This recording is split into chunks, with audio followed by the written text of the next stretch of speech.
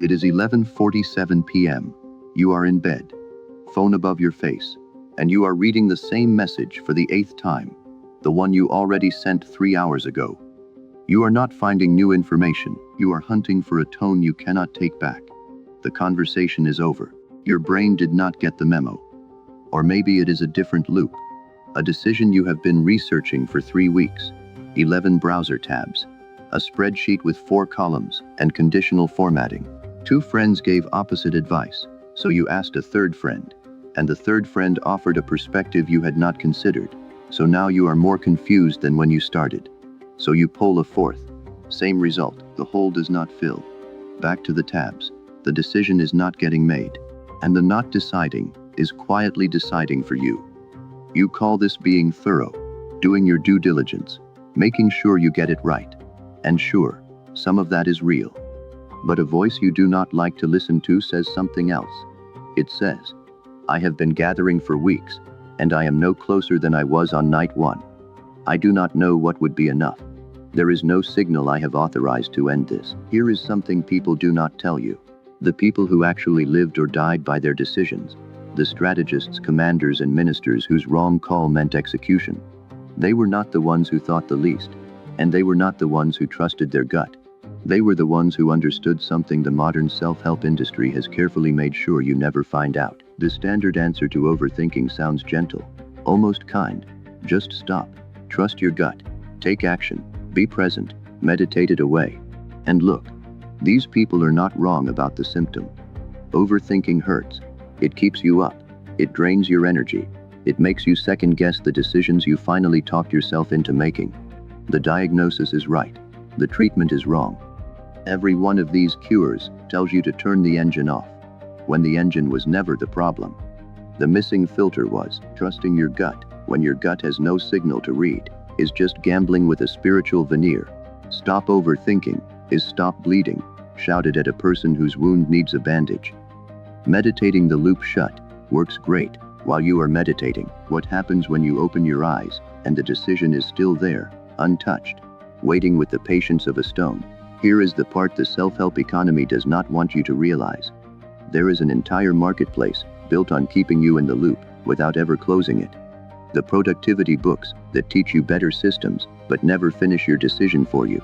The decision-making courses that give you frameworks but not the one signal that says stop. The apps, the coaches, the newsletters, all selling you the next tool to manage the loop, none selling you permission to leave it. Why? Because a person who genuinely installs one clear filter and decides cleanly is a person who stops buying the next solution. The loop is the product. A filter that ends the loop is the one thing the economy of overthinking cannot sell you, because it ends the subscription. The marketplace needs you to believe your problem is that you do not have enough systems, enough frameworks, enough morning routines. It cannot survive you finding out that you only need one signal, that single bronze ball. Researchers have documented this dynamic in plain sight.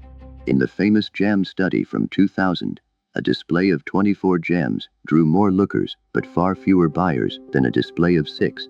More options, less deciding, more input, lower ability to choose. That mechanism is not a quirk of shopping psychology. It is the same loop. More gathering, less closing. More input never produces more deciding. It produces more input. You in front of 11 tabs is the same person in front of 24 jars. The problem is not that you think too much. It is that nothing in your head has been authorized to end the thinking.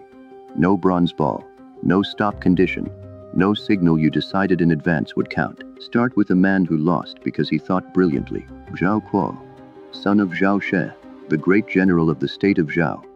Grew up on military texts, studied the classics of war the way other boys studied poetry. Could discuss strategy so fluently, the histories record, that in debate he could back his own father into silence. A man who had won actual wars and bled for every insight. You would think the father would be proud. He was not. He was afraid. War is life and death, Zhao She said, and his son treats it like party talk.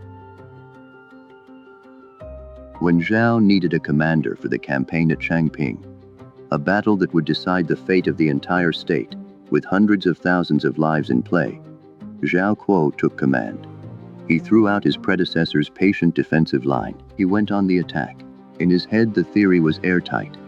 Every military text, every classical principle of war, supported the move. The Qin general, Bai Qi, one of the most lethal commanders in Chinese history, let him advance. Then cut his supply lines, surrounded Zhao's army, split it in two. After 40-some days of starvation, Zhao Kuo died, leading a failed breakout.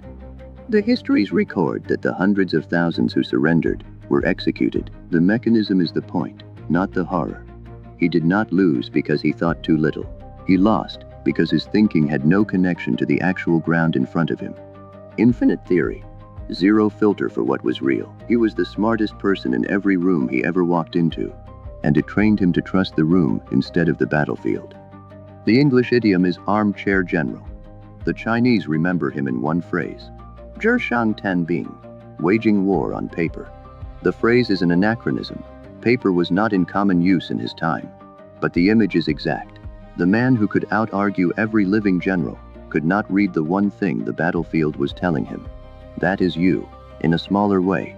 Every time you research a decision into paralysis, you are not thinking too much, you are thinking without a filter that lets the actual ground in. A different man had the opposite problem.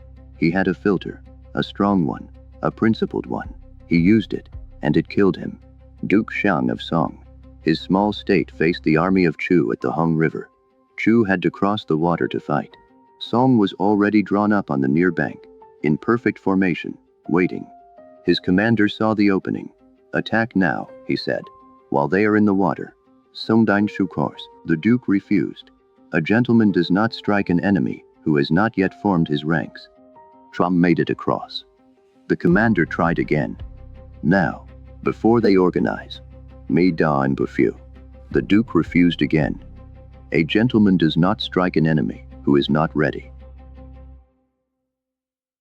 Only when Chu was fully formed and fully lined up did the Duke attack, on honorable terms, with full etiquette. He was crushed. He took an arrow in the thigh and died of the wound the next year. The dark comedy writes itself. A man so principled, he scheduled his own defeat. But the lesson is sharper than irony. His filter was not missing. It was real, vivid, principled, and completely obsolete. That honor code might have meant something in an earlier century, when war was a smaller, ritualized affair between aristocratic houses who knew each other's families. The world changed. He did not recut the rule. A filter you never update is just a slower trap, and the slowest trap of all is the one that still feels virtuous. Zhang Heng faced a problem that makes yours look small. He solved it by refusing to gather more data. Han Dynasty China. Earthquakes hit constantly across an empire that takes weeks to cross. The court was drowning. Every shaking, every tremor, every panicked report from every commandery, arriving late, contradictory, impossible to verify. Here was the structural trap. If you respond to every rumor, you waste relief supplies and look panicked. If you wait for confirmation, the moment to send aid is gone. It was a perfect overthinking loop, with a civilization's survival in the balance. Zhang Heng, court astronomer, mathematician, poet, did not respond by gathering more reports. He did not build a faster courier system. He did not hire more analysts. He did not improve information processing at all. He did the one thing nobody in that court thought to try. He stopped trying to process the noise entirely. He built one instrument, a bronze vessel. The histories say 8 feet across, with 8 dragons facing the 8 directions. Each dragon held a small bronze ball in its mouth. Below each dragon sat a bronze toad, with its mouth open, waiting. Inside was a mechanism so precise that nobody has been able to fully reconstruct it in the centuries since. A suspended pendulum, some scholars believe. An inverted pendulum, others argue. The exact design is debated because no copy survived. What is known is what it did. When the earth moved far away, too far for any person in the capital to feel, exactly one dragon opened its mouth. One bronze ball dropped into one toad. One direction, one signal. Nothing else happened. No secondary readings, no noise. Just one drop, pointing the way. The most famous episode. A ball dropped pointing west. The court scoffed. No one in Luoyang had felt a thing. Days later, a rider arrived from Longxi, hundreds of miles west. An earthquake had struck on exactly the day the ball fell. Think about what he actually did. He did not outthink the chaos. He did not process the noise faster or more intelligently. He did not find a better way to weigh all the evidence. He built an instrument that turned an entire empire's worth of contradictory, panicked, paralyzing input into one bronze ball dropping in one direction. He designed a stop condition. Laud is the move. One instrument, one signal, one direction. And it is the exact opposite of what the overthinking economy wants you to do. Hush! You are not going to outthink the loop. You have tried, and the loop is still running. You are not going to meditate it shut, and the loop is still running. You are not going to meditate it shut. You are not going to find the perfect framework that resolves all ambiguity, because it does not exist.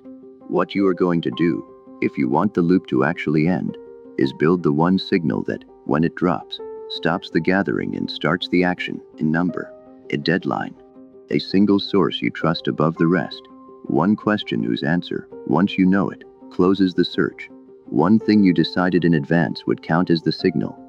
Everything else, even if it is true, even if it is useful, even if it would be good to know, you get it fall, because the signal already dropped. Name it now, because here is the honest caveat. A filter is a bet, not certainty. One signal can be the wrong signal. A filter held too tightly, never re-examined, is exactly the Duke of Song's trap. Clean decisions, straight off a cliff, disciplined and wrong. So the discipline is not pick one rule and never think again. It is, decide the signal, obey it long enough to actually move, and stay willing to recut the filter when the ground changes. Deciding fast is not the same as deciding blind.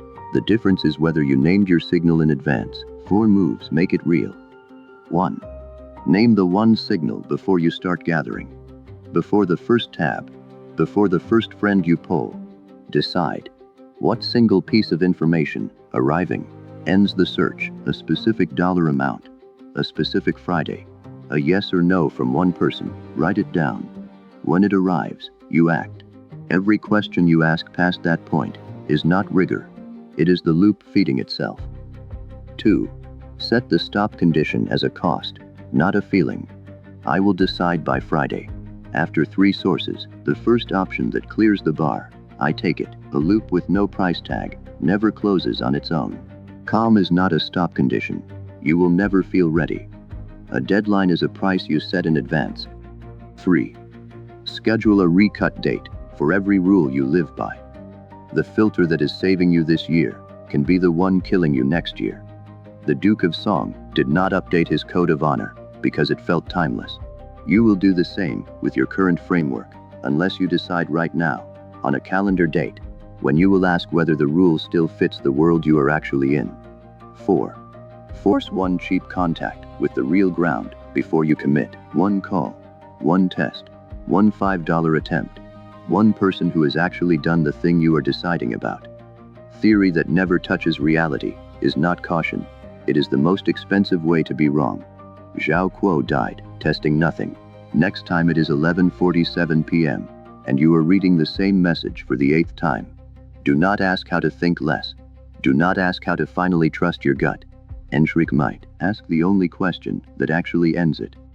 What is the one signal I am refusing to name? Because as long as it stays unnamed, I never have to act. The one thing that would tell you to move. The one answer you are afraid to find. The one direction Zhang Hing's bronze ball would point, if you let it. You are not overthinking. You are thinking without a filter. Build the instrument. Name the signal. Decide what counts, then put the phone down. That message has nothing left in it. The ball already dropped. What is the one signal I am refusing to name? Because as long as it stays unnamed, I never have to act. The one thing that would tell you to move. The one answer you are afraid to find.